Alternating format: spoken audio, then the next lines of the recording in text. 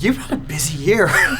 There's like, I keep saying there's been a lot of babies, like film babies, real babies. It's all happening. A Mel Gibson directed film. That's got to be kind of crazy and insane and awesome, all wrapped into one. Yeah, it was surreal. For me, it was so surreal because I'm an Aussie, so growing up, hearing of Mel Gibson and seeing his films and you expect him to be a certain way. I was like, oh, he'll be very serious about his craft and his work, and he is serious about making films, but he's also this totally jovial, spirited, excitable guy who has this infectious energy, who's cracking jokes left, right, and center, and I really could appreciate that because we're telling this story with it's a heavy subject, and then you have the director like really being engaged and has a beautiful, bright energy, and the whole crew just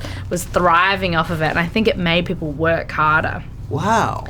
Yeah. Yeah, I would have expected it to be just a serious, somber filmmaking process. Opposite. Really? Yeah. Well, what was it like taking on Dorothy and dealing with this character? Such an amazing character, and that's unusual for a female in this kind of movie.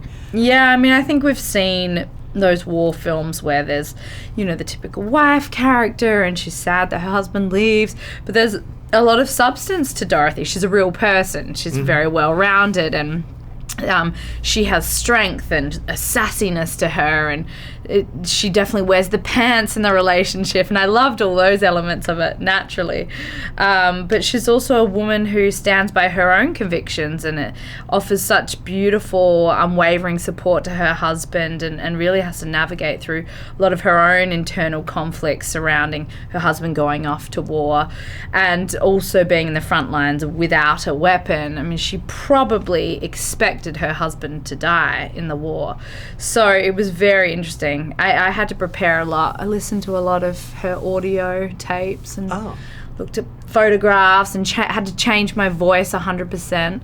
So it was really interesting. Yeah, you did a nice job with it was like right on. It was good stuff. Oh, thanks. I really worked with a dialect coach a lot.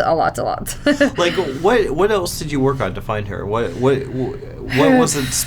Just everything. Yeah, it seems like, this is a role. This is a real person. You got to pay credit to. Exactly. And I am not very similar to her in many ways. I am much less graceful. I am less womanly. I am more of a dude. No, I am actually quite tomboyish in the way I walk and the way I speak, and I had to change all of that. So I just had to do it with a coach, a voice coach.